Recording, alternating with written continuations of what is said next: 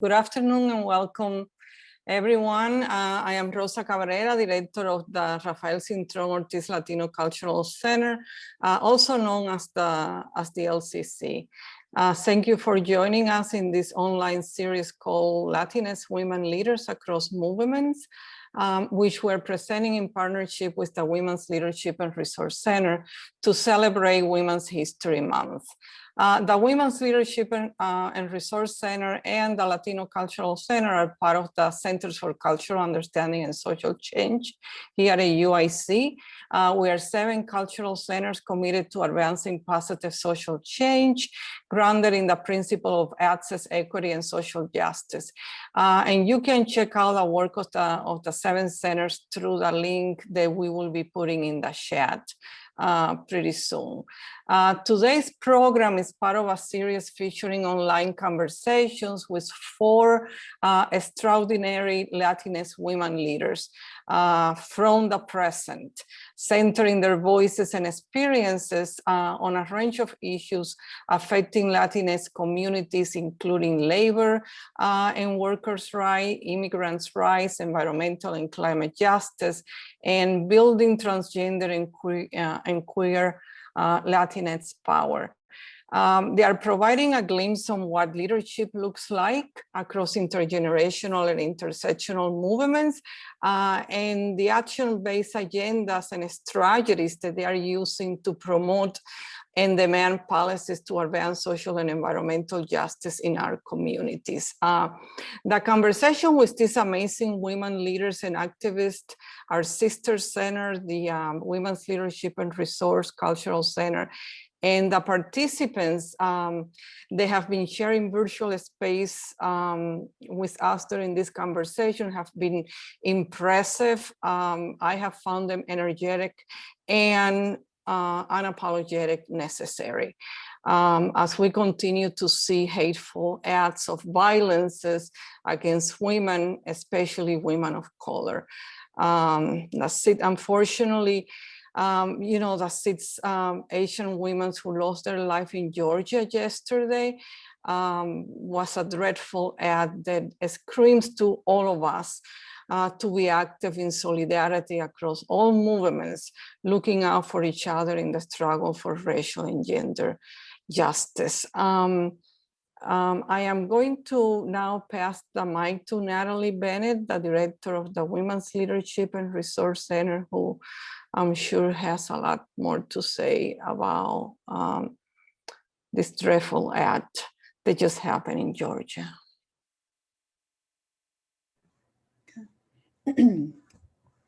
Hi, greetings, everyone. Thanks for the introduction, Rosa. And yes, certainly thanks to Rosa for inviting WLRC into collaboration around this Zona Abierta series featuring Latinx women leaders in Chicago. And as part of UIC's annual Women's Heritage Month, we typically spotlight the political, creative, and intellectual work that is happening at the intersections of feminisms and movements against white supremacy, colonialism, imperialism, and carceral systems. In truth, this is work that we do every day. We just make a bigger deal of it during the month of March. This is also WLRC's 30th anniversary year. And so today's program, conversation with Kim Wasserman, the formidable and much respected leader of LVEJO, is also a reminder that WLRC's programs provide critical education about how women identified persons participate in and shape important movements over time, including the local and global environmental justice movements, with the interest of forging a more inclusive and a more just present and future. So, but what the center also does is offer students ways of connecting with movements outside of the classroom and the campus. And so a part of the center's mission is to foster collaborations and connections between UIC and feminist and social justice groups in Chicago. And the idea is to learn from each other, is to build with each other in order to address the larger issues that impact the lives of women and gender nonconforming people, who are marginalized by structural inequalities. I also want to say something about the heritage in Women's Heritage Month. Heritage is what we inherit and what we pass on. And so I see Rosie, Tanya, and now Kim as part of the heritage that WLRC and LCC are offering up to our students about what it takes and means to be, become, and remain fierce women leaders, thinkers, organizers, and change makers in the city and beyond. This series is made possible by the UIC's Honors College, which has graciously collaborated with us on this and several other programs. And to, as part of, I think, the ways in which the cultural centers work and lift up and see connections between movements against inequality and against violence, and to stand in solidarity with each other.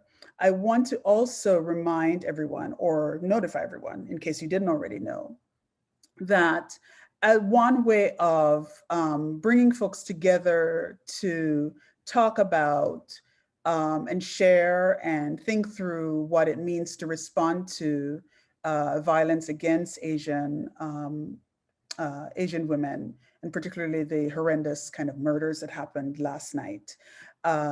The Global Asian Studies program is opening a space today, and Ramona will remind us about that at the end. But just in case you have some time or able to make space, today from 4 to 5 p.m., GLASS will be holding space to talk about the Atlanta killings.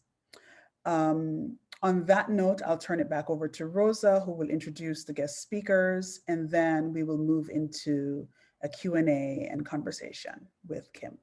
Thank you. Thank you, Natalie. With great honor, I am introducing our guest speaker, Kimberly Wasserman, who is the Executive Director of the Little Village Environmental Justice Organization, better known as LVEJO, where she has worked since 1998. Kim joined LVEJO as an organizer and helped to organize community leaders to successfully build a new playground, community gardens, remodel of a local school park, and force a local polluter to upgrade their facilities to meet current laws. As Executive Director of LVEJO, she has worked with organizers to reinstate a job access bus line, build upon the community's work to create La Villita Park, continue the more than 10-year campaign that won the closure of 2 local coal-fired power plants, and continues to fight for remediation and redevelopment of these sites. Kim is chair of the Illinois Commission on Environmental Justice, and in 2013, she was the recipient of the Goldman Prize for North America. Her biggest accomplishment, and she notes this with an underline to date, is raising 3 community organizers age 22, 15, and 12. Join me to please welcome Kim. Bienvenida to our virtual community. Muchísimas gracias, Rosa. Thank you so much for the opportunity. Boy, it does sound like a lot when you read it. I'm like, what? It's funny to remember all the things you do because you just get so caught up in the day-to-day. But thank you for the opportunity. It's always a privilege and a pleasure for us to be able to join with UIC and with all these amazing departments and folks at UIC. So thank you for the opportunity. We really appreciate it. And yeah, I think, you know, getting ready for this conversation today, I was super nervous. I was like, oh my gosh, don't want to do wrong by so many women in this movement, and just really was like overthinking all of the things I wanted to say. And so I really took a step back and looked at the landscape that is environmental justice, right? Like who's leading this work, who's doing this work on the ground. And what I was reminded of, or kind of what I was regrounded in or rerooted in, is the fact that it's primarily women and folks who identify as women who are at the front lines of the environmental justice and climate justice work. And that's not by chance. the fact of the matter is, part of the reason why I got into this work was because of my kids. My youngest developed asthma at 3 months, and that was something that I felt I had a need to fight and understand why this was happening and how could I make it so another mom didn't have to deal with what I dealt with my kid having asthma and not having health insurance and not having a car and not having access to a hospital. And so, as I looked across the movement, it's really women of color particularly that are leading these fights. And that's because, again, women are at the front line of dealing with family health issues. They're a lot of times at the front line of dealing with home economic issues. And so when things are not right environmentally, they're putting 2 and 2 together. And a lot of times as well, women in these communities know not just what the problem is, but how to fix it. And I think that's something that I've really taken away from the last 23 years of being in this work, is just how little attention is paid to the voices of our community, much less the female or female identifying voices of our community, and how they're not centered as the solution, and how much of a missed opportunity there is really to solve so many problems in our neighborhood if folks could humble themselves enough to listen to what women in our communities are saying and responding in appropriate manners. And so, when I thought about how do I talk about what environmental justice is, or how do I share what that context means? Because for a lot of folks, I can imagine that if you've never heard of environmental justice, you automatically think of environmentalism. And I'm going to throw into the chat a link. Right, or people think a lot of times tree huggers, right? That we're just granola eating vegetarian tree huggers. That's some folks, but I'm not a vegetarian, and I don't have a tree in my backyard, so I don't really hug trees. But I do appreciate and love the environment in which I live in, and I'm willing to fight for it for my community. And so, environmental justice in particular is a campaign or is a fight that's based on 17 principles. It's based on an understanding that we are living on Mother Earth, and that our resources from Mother Earth are being extracted at unsurmountable levels and causing climate change at its heart. And that the people who are feeling the impact of climate change first and foremost are the people who least contribute to climate change. And 99% of the times, that is either folks in the poorest folks in our world and or people of color in our world. And so the realities of environmental justice is that when it looks at the root cause of why these things are happening, it very much looks at capitalism and racism, right? It doesn't shy away from what exactly is happening. And what that means then is the solutions that we identify also cannot be caught up in capitalism and or racism. They really have to be based on community. They have to be based on self-determination. And they have to be based on what community is asking for. So for me, really, in thinking about how you talk about environmental justice, it's really to understand that it's probably one of the most intersectional movements out there in how it thinks about why things are happening and where the cause from them is coming from and how to solve them. And so when I think about community members or folks on this Zoom who are like, how do I get involved? What do I do? Right? I see what's happening in the Southeast side, right, with General Iron, or I see what's happening in Little Village with Hilco. How do I get involved? And there's a couple of things that I want to make sure that I leave with folks in regards to that question. I think one thing to understand is that many communities like ours understand what is happening, understand that this is environmental racism, and don't need folks to come in and re-explain that to them, or don't need folks to come in and give them a different variation of who the bad guy is, right? On the Southeast side, you have folks who are coming down there and they're like, you just don't understand the jobs argument, or you just don't understand that this is really a different company. And fact of the matter is, folks on the Southeast side know exactly what's happening and can speak for themselves as to what kind of jobs, right, are needed in their neighborhood. And so one is just understanding that communities speak for themselves, right? And that even in our own communities, to a certain extent, we have to humble ourselves when it comes to how to best support our neighborhood and just hear directly from community members as to what that means. It also means, right, not just parachuting into a neighborhood that's not yours, right? So many times we've been head up by students or teachers who are like, I'd love to bring a class of 40 people to come out and help you. What all do you need? Right. And as great as that is, sometimes it's also difficult because it puts it on us as a community to have to create things for folks to do. Right, versus calling an organization and being like, yo, what do you all have going on? And here's what I can offer as any of this of use to you all, right? And so that very much changes the dynamic and changes the way in which folks can get down. And thirdly, I would say it's really important for us to understand what those 17 principles are. And if you're not down with centering those most marginalized, if you're not down with understanding the role that capitalism plays, then perhaps our organizations are not the right place for folks to volunteer at, because the reality is we're already fighting so many fights in our neighborhood. What we don't have the capacity, ability to do, and should not be put on us to do, is also educate folks on like why capitalism is wrong, right? Or like why, why like false solutions are not for our neighborhood. And as I mentioned, one of the biggest things that really is lifted up within the environmental justice movement, as I mentioned, is centering those most marginalized, right? And that's a very different nuance than what you would find in classic environmental organizations, which are very much led usually by white males.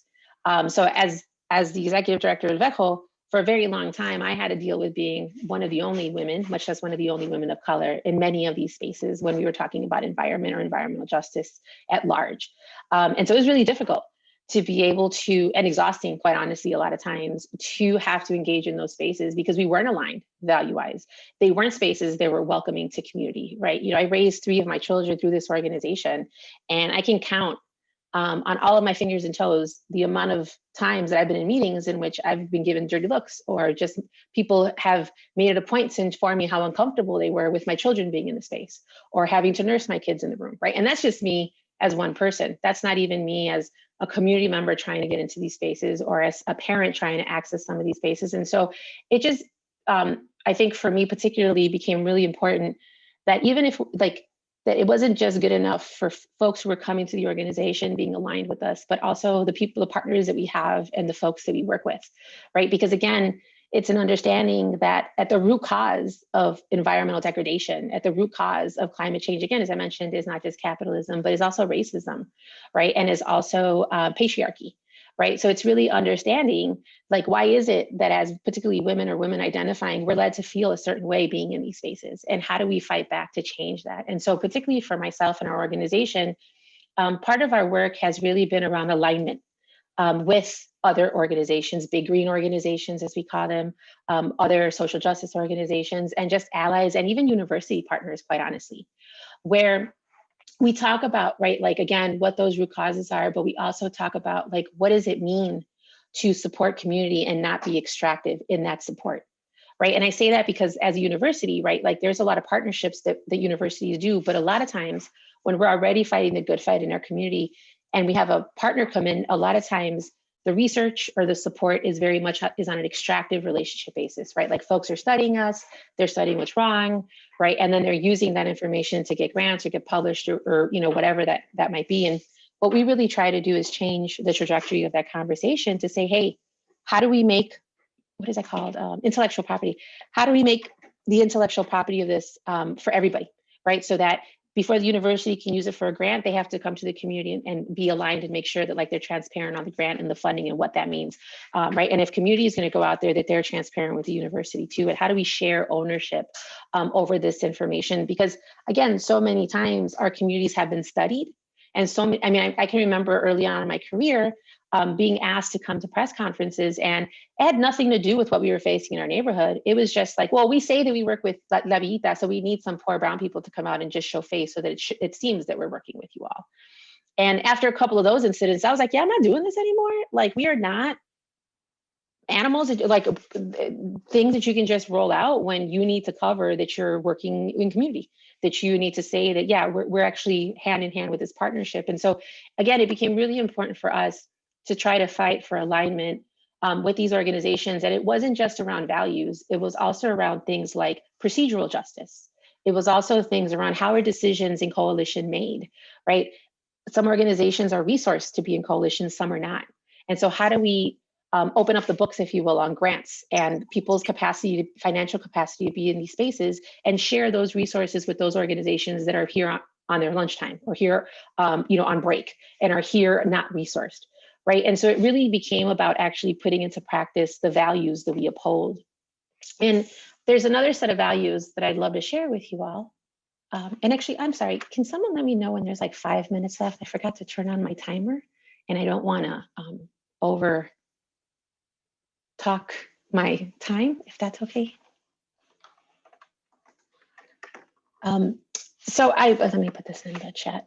So this is the second set of values that I wanted to share with folks, which are the Hima's principles of democratic organizing. And I think Teresa's on the call, and just really want to shout out Teresa Cordova at UIC, who was actually in the room when these principles were made on the mountains of Hima's. And they really speak to, again, not just the value alignment, but how we intentionally work with each other and partner with each other. And there's one of the principles that is one of my favorite, quite honestly, speaks to how if you truly are in partnership and alignment with another organization or another group, at some point, your goals are reflected on their goals and their goals are reflected on yours. And so it's really important that organizationally, we're not just talking that talk, but we're actually walking that walk. And us organizationally, what that has meant is, folks recall the Hilco implosion last year. We're coming on the 1-year anniversary in which the city of Chicago approved Hilco to demolish the smokestack at the beginning of a pandemic in one of the worst zip codes. We started to fight back and say, hey, this is environmental racism at its finest. Like you literally impacted our community on on Holy Saturday with this crazy cloud of pollution, and we don't even know what's in it, right? But we didn't stop there. We were also very clear on who Hilco Global is, right? Hilco Global is not just a developer that's redeveloping Crawford. They're looking to buy the Fisk coal power plant. And also the CEO of Hilco, Jeffrey Epstein, is also the president of the Chicago Police Foundation, right? So it's not lost on us that the same individuals who were given approval to demolish Hilco in a primarily Latinx community are also the people that are basically helping fund the Chicago Police Foundation, which, as we know, is continually putting killing Black and brown lives in Chicago, right, under the name of policing. And so it wasn't lost on us, right? And it was really important for us to be incredibly clear around when we talk about the devaluation of Black and brown lives in Chicago, that we talk about it not just from an environmental perspective, but also from a policing perspective. And you can even take it a step further also in thinking about how, the Crawford coal power plant is being redeveloped into a 1 million square foot warehouse, one of the largest that will be built in Chicago. And it's being leased out by the Target Corporation. So Target will have a warehouse there. But one of the things that we learned through this work was that warehouse workers in particular have some of the worst cases of worker abuse in Chicago and in Illinois. And we learned that who primarily works in warehouses are Black and brown folks, right? So then we made a third connection to economic justice, which was really looking at how is it that these workers, right, who are targeted as people of color, poor people of color into these jobs, right, have some of the worst, and particularly women have some of the worst working conditions that we're seeing in Chicago, right? And so again, incredibly important for us to not just speak to the environmental racism that was happening, but to make the intersection to all of the other things that linked to this site and to the owners of this site and to what the future development of this site is. And I think one of the most interesting things is it helped build that intersectionality amongst movements. And it's one of the few times that I've seen the environmental voice as part of some of these other voices that we had lacked for a long time in Chicago, right? And so now you have a mayor who's making the wrong moves, if you will, in my personal opinion, on opening the schools, making the wrong moves on environmental decisions, making the wrong moves on economic development, right? And instead of hearing the Black and brown communities coming together and saying, this is what we want, she's literally choosing to go with the wealthy and the elite in Chicago. Right. And so I don't think there is a more kind of clear situation than what's currently happening in Chicago when it comes to schools, environment, policing, that our communities are very clear on what they want.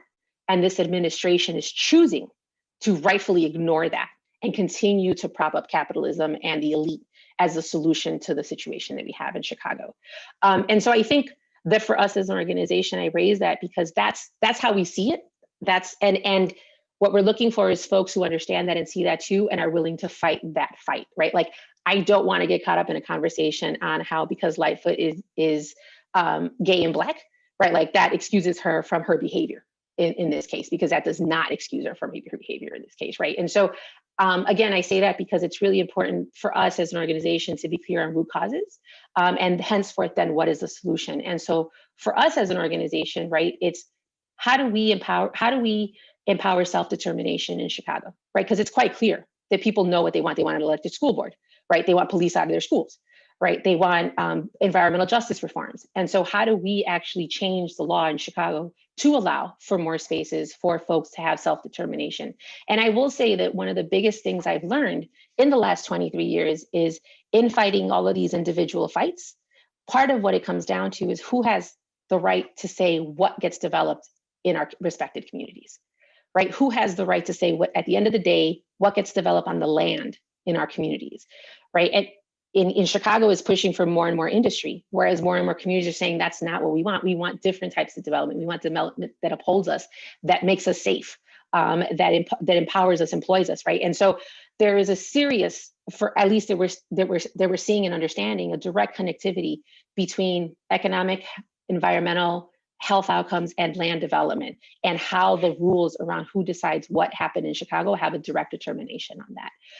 And so the way what that looks like support-wise is that we're fighting for environmental justice reforms at a citywide level, and we're fighting for them at a statewide level. I'll flag that yesterday or day before yesterday, something called the air ordinance came out of committee and is now going to be in front of full city council. The air ordinance is a great example of greenwashing on behalf of Mayor Lightfoot, right? She's making bad moves on General Iron. She didn't even meet with the hunger strikers. They were on hunger strike for they were on hunger strike for a month. She never bothered to meet with them. And instead of meeting with them and hearing from them directly, she's choosing to pass this air ordinance that actually doesn't do anything to improve the air quality in Chicago. It's just a cover to say, hey, look at me. I'm actually doing something positive in Chicago while I fuck up, excuse my language, on General Iron. And that's a playbook out of the Rahm administration. It's a playbook out of the Daley administration, right? And she is just using that playbook too. And so what we want to see are true reforms that come from environmental justice communities, that come from communities saying we no longer want to be sacrificed. We want an economy and we want a community development that actually works for us and is regenerative and not extractive. And so the last link that I'm going to put in the chat is a graphic that speaks to a just transition. As I mentioned, that really talks about how do you go from an extractive economy and an extractive environment to a regenerative environment, an environment that actually supports people and helps the environment and helps everybody be able to live well versus continually to extract not just from the earth, but also from the Black and brown lives in our communities.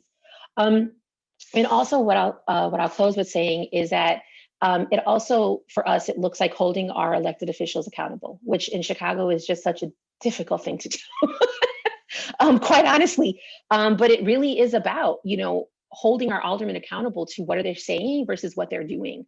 And I think particularly as more and more folks learn about environment, as more and more folks learn about trucks and diesel in Chicago, which is just such a huge issue, more and folks want to know, like, what are the aldermen doing? What is the city doing around this? And what I can say is not enough.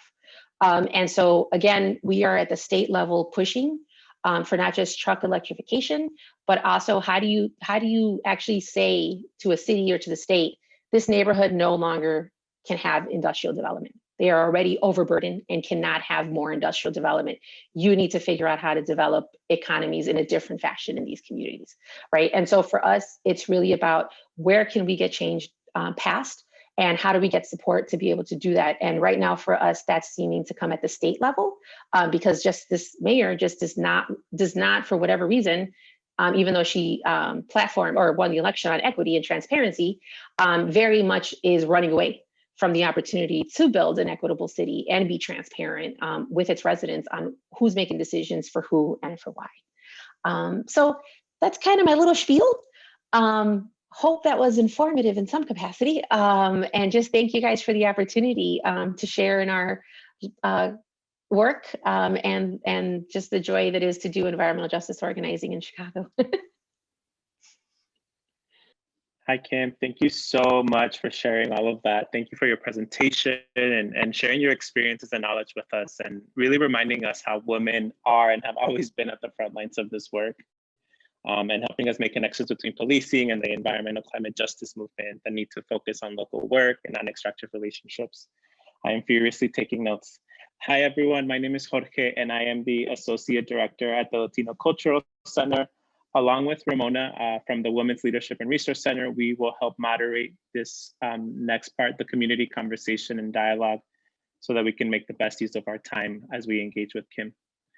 As a reminder, if you have any questions, please feel free to write your questions directly into the chat, or if you'd like to ask your question out loud by unmuting yourself, please just write your name in the chat and we will call on you so that we can keep track of the order of comments and questions submitted.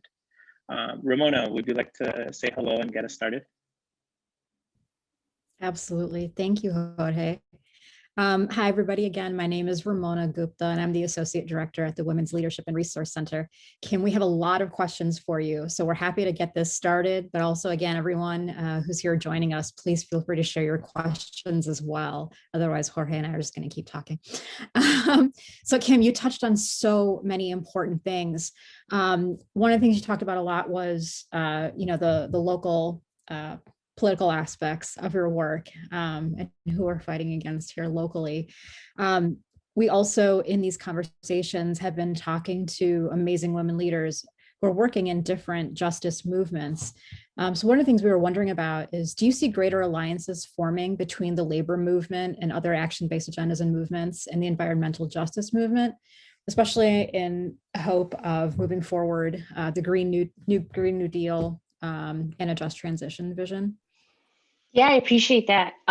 Yes, I think we are. And it's just fascinating to me in the city where unions started, right? Like where the 8-hour workday was literally fought for, that we're so far behind, quite honestly, on these conversations. And I won't lie to you, like it's a struggle.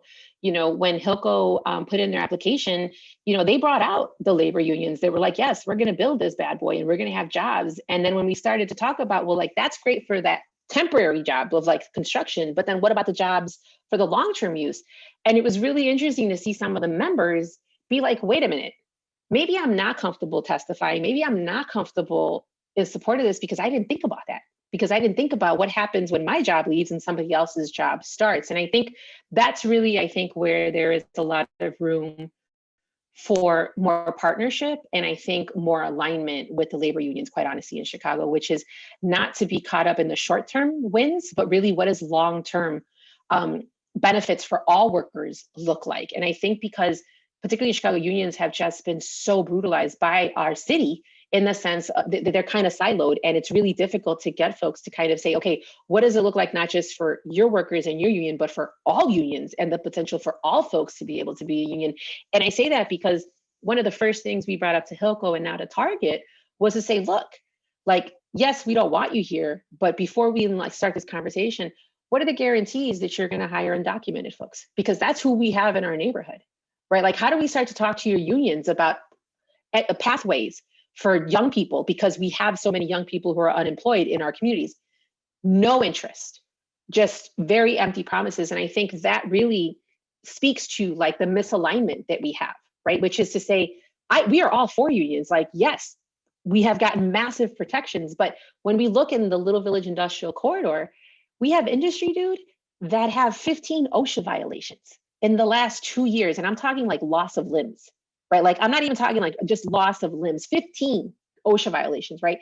And nobody's talking about that, right? Like, and so when we bring up legislation that says legit, can you consider somebody's OSHA history as part of whether or not you should permit that, right? Like if somebody has 15 OSHA violations, it would seem to me they should not get a permit because they don't know what they're doing. Conversation was, there was no interest because we're going to lose business that way. Like, who's going to want to do? Well, hopefully better people than that. Like that's the bar. Like that can't be the bar, right? And so I think there's definitely room for conversation, but it's tough. And lastly, again, we're primarily all women in this movement, and in the union, that's not who you're dealing with, right? You're dealing with primarily men, and so there has to be a way. I don't know what the answer is, but I think you'll find a lot of interest and a lot of ways of figuring out, maybe with SEIU workers, right now working with SEIU and Warehouse Workers for Justice and other folks who are understanding that, and I think trying to find better alignment amongst those conversations.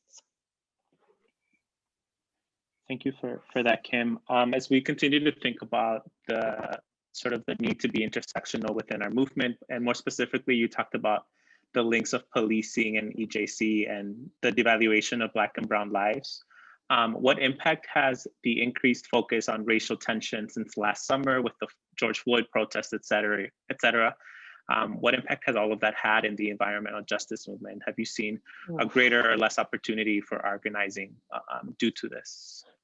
And that's a really great question. I think that with so one thing is I will say is that a lot of big environmental groups had their curtain pullback on the realities of whether or not they truly believe in justice and whether or not they uphold that in their organizations. And I think you'll find that a big number of big green organizations kind of got the rug pulled out for them, rightfully so, for just, not doing right by the work that they do and the justice that they uphold and the things that they abide to. And so that's one. And then I think two, it really was a wake-up call for organizations like ours that are primarily rooted in a Latinx community. But that's not to say that there are not Black folks that live in our neighborhood.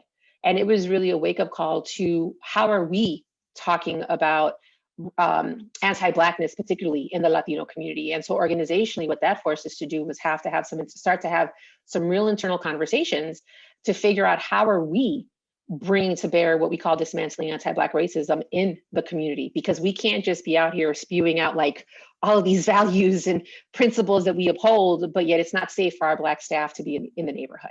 And so I think for us, it was really a wake-up call to how do we ensure that we are putting into practice the best support that we can as an organization, and then reflecting that out to our community. So I'm happy to say that that's work that we have, very intentional work that we've started, that we see ourselves continuing over the long haul, if you will, because what happened in Little Village was not cool.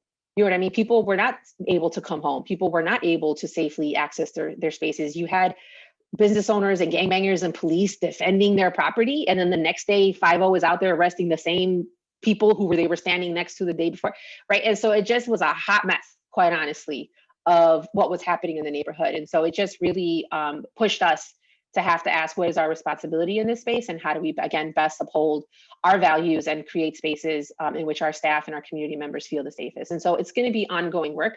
But I say you have two spectrums. You have folks who were like, got the rug pulled out for them. And then all the way through folks who were like, no, this is a moment for us to be as intentional as possible. How do we dig in and start to do the hard work to make this happen?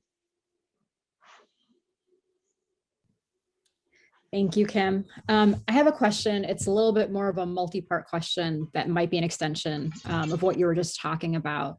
Can you talk a little bit about how you respond to generational differences in how elders and young folks engage with the environment and fight for climate justice, and talk about how you and LVEJO bring people into the work and train them?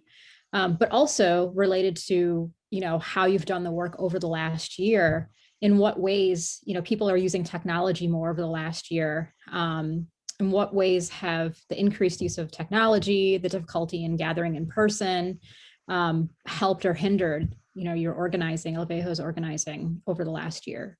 So that was a lot. Let me know if any of that, if you need me to repeat any of that, but.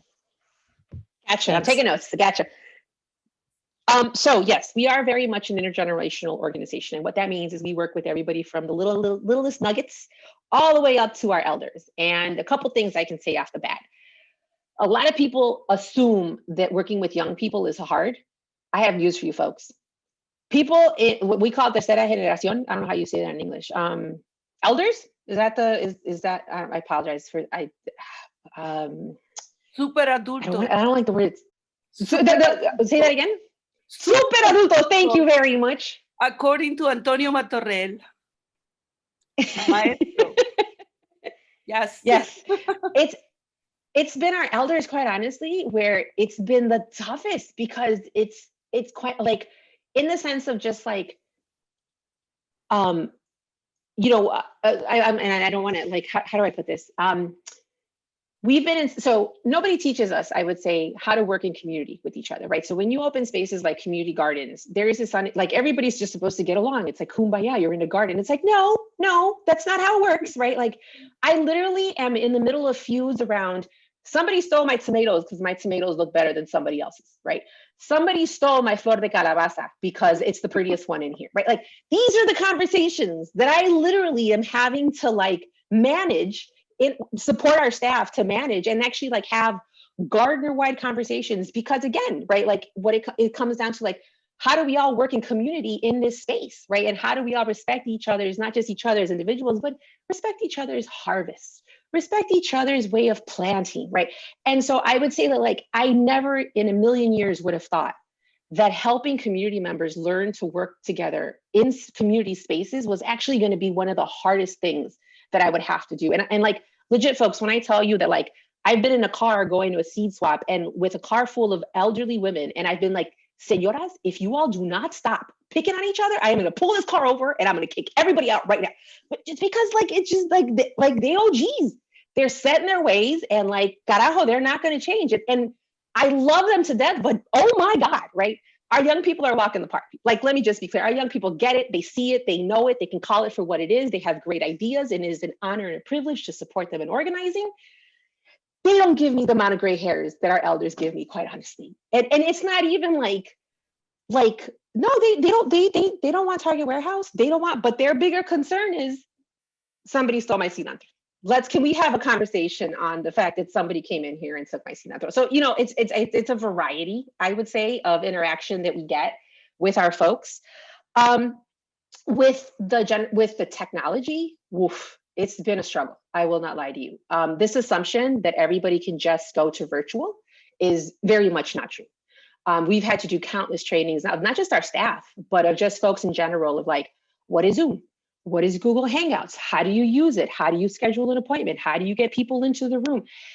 With so many folks on their cell phone, right? How do you access Zoom on your cell phone? How do you access Google Hangouts? We try to work with a lot of young people to help support the adults in their households to be able to access the technology. So what you'll find is, if we're having a community meeting at large, a lot of times our elders or our parents will be like, do you have anybody who can support me getting online? And we're like, do you have a teenager in your house by any chance? Do you have a 20-some-year-old? Because if you do, that would make it a lot easier for us to help you navigate, right? Because we can't go to your home. We can't necessarily assist you in person, but if there's somebody younger, you know, in your household or who's technology savvy, let's figure out how to get them to support you. So it's really been around training up our staff and training up our community.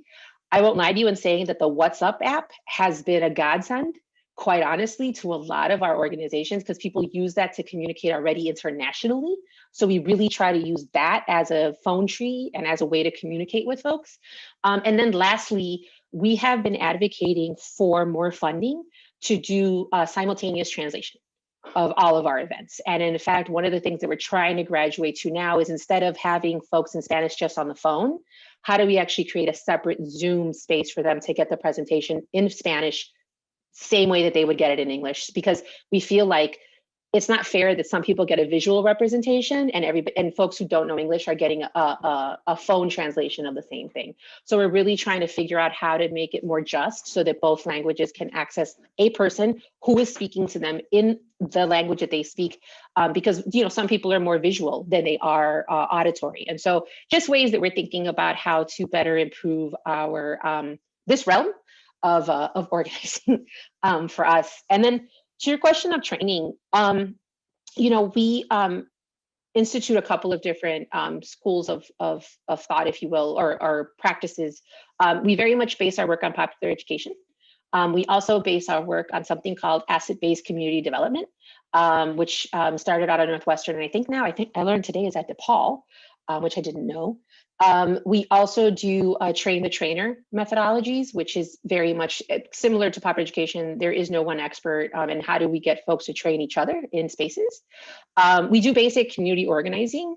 And the fact of the matter is that we're down to do anything. Like, if you have an idea, we probably aren't going to say no to it, quite honestly. And I think that's what's made us partially successful, is that, like, you come up with something, we're probably willing to try it. No joke. Like, as long as with somewhat as long as somewhat we're prepared, we're willing to try it. And so I think you'll find that, like, our training is really around what is the expertise that people bring to bear. It's not to say that I'm an expert on anything. No, it's just to say that I have some information, you have some information. How do we share information? And really helping folks develop their leadership skills so that they are empowered to be able to speak their mind and speak truth to power and be able to, provide their thought on what is happening. So hopefully that gives you a little bit of a sense.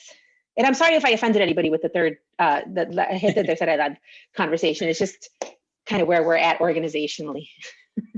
Yes, and even as we say that, we can still raise and celebrate our elders.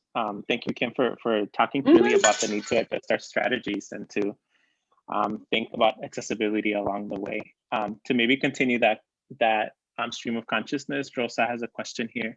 Having a healthy economy while maintaining a clean, safe environment should not be in opposition, and yet this continues to be used by corporations, the wealthy, and politicians to protect their interests. Are you seeing any strategies that are working to dismantle this misconception? And I would say tied to that, we have a question sort of around politicians. Do you anticipate any differences in organizing strategies under a Biden administration, particularly around this topic? So let me hit that one first, because that one's a fairly easy one. Yes. I will say that initially when Biden won, we were a little skeptical. And I'm not gonna lie, like, we still skeptical. Like, he is still deporting people. He is still locking up children. So like, it is not all rainbow and sunshines with this man. But he did talk a whole lot about EJ, right? Like, he's out here talking about environmental justice. He did nominate the first Black male to head EPA, which was huge. And so he has committed 40% of all resources to go to environmental justice from the federal government. He's been talking to environmental justice organizations, and he has hired a massive amount of environmental justice advocates onto his staff. So I would say that he's somewhat talking the talk. I think the biggest concern we have is that he's just going to release this money to people like Lightfoot and just assume that it's all good. And I think that's really where we want to make sure that his administration is hearing folks on the ground to say, like, nah, homie, you can't just be giving Lightfoot that money with no strings attached. Like, you're going to have to make sure that they're working with us, make sure that there's accountability, and make sure that you're going to pull that money out if they don't come correct with how they're using it. So I would say that there is some excitement, but just guarded excitement about what's going to happen with him. To your original question around strategies around this, yeah, we're having to build it ourselves. I think that in Brooklyn, New York, there's an amazing organization called Uprose, and Elizabeth Jean-Pierre is their executive director, and they have just won a 7-year fight of massive gentrification in Brooklyn. They are right on the waterfront. They have tons of brownfields and contaminated land on the waterfront. They used to be a lot of maritime. They worked on the docks, basically. They all worked on the docks. And that community has now left. And they were trying to bring in this old industrial building, like, it's huge, like our post office, like they're going to have a school and a community and like a theater and like this, and it's just basically gentrify the shit out of Brooklyn. And so Elizabeth and her organization and the folks in Brooklyn were like, no, that's not what development looks like to us. So they fought for 7 years. And in that time, also went out and found a solar company that was actually willing to come in and produce solar panels and wind pattern, and I think wind as well, technology in this facility and put people back to work versus kind of doing a development that pushed towards gentrification. And so that took them 7 years, right? Not just to fight, but then to also find a partner. And I think what you'll find in Little Village is we're trying to do the same. Like, our future of our neighborhood, whereas the city is like, we're all about warehouses now, apparently, like warehouses, and warehouse jobs for Little Village. Our alternative is to say no. Like, y'all love talking about how great our food is. Y'all love being like 26th Street is second behind Michigan Avenue, right? Like, y'all love talking about that, but y'all don't invest really a lot of resources towards that, right? 60% of street vendors come from Little Village. There is not one commercial kitchen in Little Village for them to use, right? So like, how are people supposed to be successful if they can't even access the resources that they need to come out of poverty? So in our view, instead of warehouses, what we should be getting is economic development that promotes large-scale indoor growing in Little Village, that promotes more commercial kitchens so that street vendors can stop getting harassed by 5-0, right? So that small business entrepreneurs can start to make their own food products, right? Instead of more restaurants closing, we could actually have the potential for more restaurants reopening if folks were provided the infrastructure that they needed to actually do this. And in fact, we have surveyed our community over the last 23 years, and what did we find? 60% of street vendors come from Little Village. 62% of residents in Little Village have a background in agriculture and don't put it to work, don't put it to use in this country, right? Yet we have massive amount of land that we're not doing anything with. Please note, I am not recommending that we should be growing and farming outdoors in Chicago in a neighborhood like Little Village. That is not what I'm talking about. What I am talking about is, instead of building a warehouse for Target, how about you build some massive indoor growing abilities so that our people could actually grow food in Little Village? And not only would that help put people to work, but that would actually stop the amount of diesel trucks that are coming to Pilsen to drop off all the tomatoes and chiles and onions that people need. And in fact, they could buy them from us locally, cheaper and organic, and save on truck traffic. So I like to think that we have a pretty good plan for a closed food system in Little Village. What that requires is somebody at the city to actually listen to us and pay attention to us and acknowledge that we actually know what we're talking about. Last thing I'll say is we were finalists in the Chicago Prize because although our mayor doesn't believe us, the governor's office was like, hey, that seems like a pretty decent idea. Maybe we could fund it. And sure enough, we were a semifinalist. We didn't win, but we are on the path to try to figure out how to make that work in our neighborhood. And like I said, this is once again where when you don't center community, when you don't center economic development on actually helping people get out of poverty, capitalism is going to do its thing, which is keep people in poverty and develop in ways that are not conducive for our community. And so that's exactly what we're trying to stop. All right, Kim, I have 2 quick follow-up questions to that comment, and then an actual longer question. So 2 quick things just for clarification. Can you repeat the name of the Brooklyn organization that you had mentioned? So folks Uprose. Uprose. Uprose in Brooklyn. Yep. Okay. UPROSE? Mm-hmm. Uprose? Okay. And then what is the Chicago Prize? Oh, I'm sorry. The Pritzker family, the guy who's our governor, they're loaded. I think they own the Hilton and shit like that. They own some hotel. They decided that the way to get people, the way to help people, when you have money, I guess the ongoing thought process is what better way to help people than to drop $10 million on them. So they did this prize in which they were we will pick one Chicago prize that helps community development. And so they picked the one on the Southwest side, which is Erica Allen's incubator project. It's really dope. And there was, I think, 70 some people applied. We were one of them. There were 6 finalists. And at the end, COVID hit. They couldn't make the announcement. And they were well, what should we do? Our suggestion was just divide the money up between all of us and call it a day. But they did not go with that suggestion. They instead picked one, which was great. The project is great. And I think it's worth it.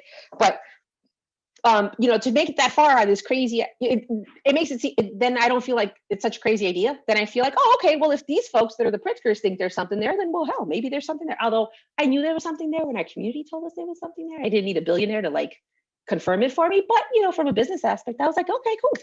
Y'all buy into it too. Okay, which leads me to then, because you're talking about, this sort of affirmation from people with money. You're also talking about getting recognition on a state level, but not necessarily on a city level for the work that you're trying to do. So I wanted to actually take this back to a point that you had made in your presentation. You were talking about the recognition of a community's needs and priorities and their relationships with universities and researchers. And so I'm wondering if you can talk a little bit about how LVEJO has been able to partner with UIC in particular over the years in ways that demonstrate the alignment and solidarity that you were talking about, instead of perpetuating the white gaze or this sort of, intellectual savior complex. Absolutely. And I will say that this stemmed from just trial and error, right? I could tell you horror stories of people, researchers. I'll give you the worst one. I had a researcher show up in our office and was I've been trying to get a hold of you and you won't answer your emails. And I was well, if that doesn't tell you something, I don't know what does, right? So then he's I wrote a grant and I wrote you into it. And I said that you would do these 3 things and I'm going to give you $15,000 for them. So how do we make this happen? And I was wow, okay. You wrote me into a grant and did not get my consent for it. You wrote that we would do $50,000 worth of work and you only want to pay me $15,000 for that work. I get no proprietary rights to any of this. So then what I informed him, I was well, thank you very much for educating me on what you have done. I will be reaching out to your funder to let them know that this was not cool, that we did not sign up for any of this. And number 2, it'll be $500 for the last 15 minutes of your time, of my time, because I'm not doing this for you for free. So let's just be clear that you name it, we have had it happen to us in the sense of just complete disrespect to our organization, or can I pick your brain for 15 minutes and then I'm going to go get $1 million grant based on that 15 minutes of time, right? So not cool. And so those experiences really got us thinking about how do we align better and set ourselves up for better partnerships with universities. So on our website, we actually have a document that we ask university partners to look at before engaging with us in a conversation, which is to say, have you already written your grant? Because we probably don't want to talk to you. If you haven't written your grant and are still in the idea age, then maybe we're more down to talk to you, right? Don't come to us fully baked. Come to us when you're still thinking about the ingredients, because that makes it more equitable for us to be able to engage with you, right?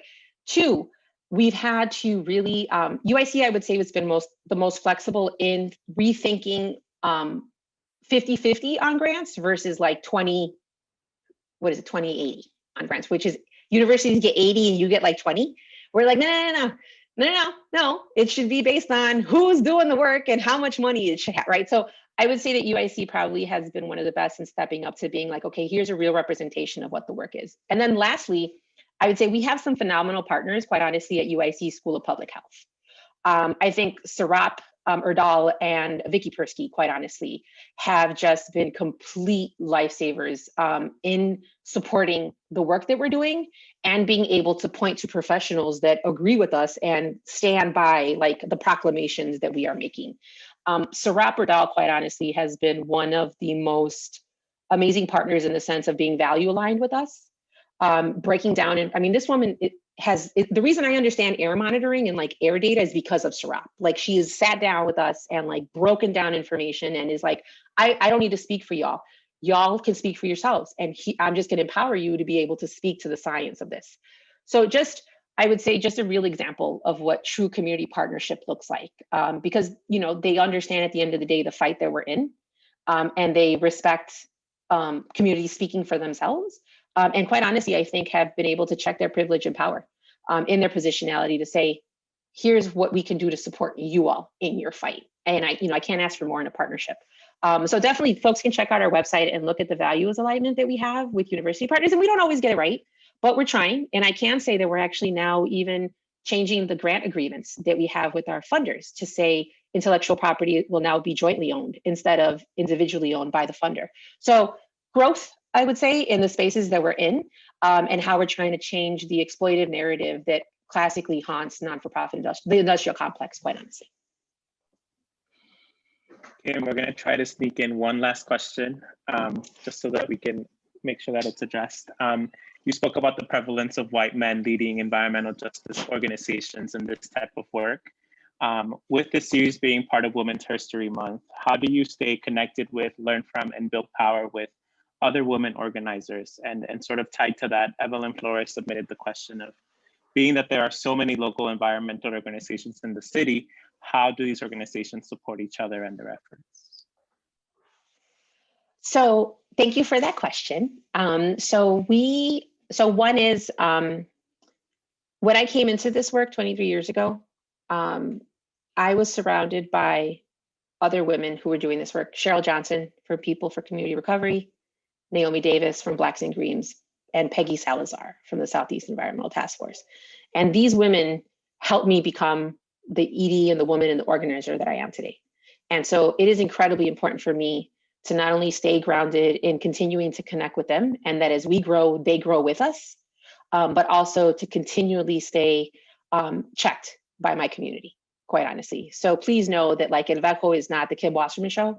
It's not like I sit in a room all day and think about great things to do and then like we just run with them. No, it is based on our community telling us what it is that we need to do, right? Our organizers responding to what they're hearing on the ground and letting us know here is what community is asking of us, right? And so, we never came out saying that we were going to shut down the coal power plant. It was, hey, there's some serious air quality issues in our neighborhood. How do we deal with them, right? It was hearing in our neighborhood, we need another park, right? So we fought for 23 years to get another park in the neighborhood, right? And so very much for me, it's about staying humbled, staying grounded. As an organizer, it's really easy to have hot air blown up your ass, people. Like it is really easy to feel like you are the expert and that, the world revolves around you. And it is even harder to remain checked in that position and not let that power get to you. And so I really try hard to ensure that I stay grounded, that I am constantly reflecting and responding to and accountable to my community as part of the work that I do. And one of the things that we formed was the Chicago Environmental Justice Network, which is a network of all the environmental justice organizations in Chicago. And it's an amazing space in which we support each other and are able to be real with each other about the work on the ground and support each other. And so I am incredibly thankful and blessed to be able to have that space to help support me. Ooh, that's a good question. You want to tackle it? Yeah, I can tackle it real quick. It's been mixed. Whereas I would say with the coal power plant campaign, it was really hard for us. The Hilco campaign has made it a little bit easier in the sense of folks are clear that they don't want more trucks in the neighborhood. Like business owners are clear. Like some business owners are like, this is going to be great. We're going to get tons of, people in our restaurants. We're like, who? Like who the truck drivers, like the warehouse workers who live in the neighborhood, like who's coming? Like really, like who's coming? Who's coming? That's already not here, right? So there are some business owners who are very clear, and there are some business owners who are buying into the rhetoric. And I will not lie in saying that one of our biggest oppositions right now is the Little Village Chamber of Commerce. They have single-handedly taken massive donations from both Hilco and now Amazon to basically roll out the red carpet for them to develop in our neighborhood under the guise of saying this, we're doing this in support of small business, because I guess small business can sell on Amazon, or small business, I guess, can somehow tap into the Target warehouse, I'm unsure. But right now, that is one of our biggest supporters of these campaigns that we feel are part of not just the environmental degradation, but also the gentrification in our neighborhood. Discount Mall is a local mall that's being converted into a Target store. And that houses about 200 individual vendors. And so we see no support from the alderman, we see no support from the chamber, even though they're out here talking about small business. This is a direct space where they could be supporting small business and are choosing not to. So right now, that's one of the biggest oppositions that we have in what's happening in Little Village, unfortunately. All right. Thank you so much, Kim. We are out of time, unfortunately. I know these conversations are so full of goodness, and we wish that we could talk with you forever. But really, thank you so much for everything that you shared and for being with us here today. We appreciate you so much.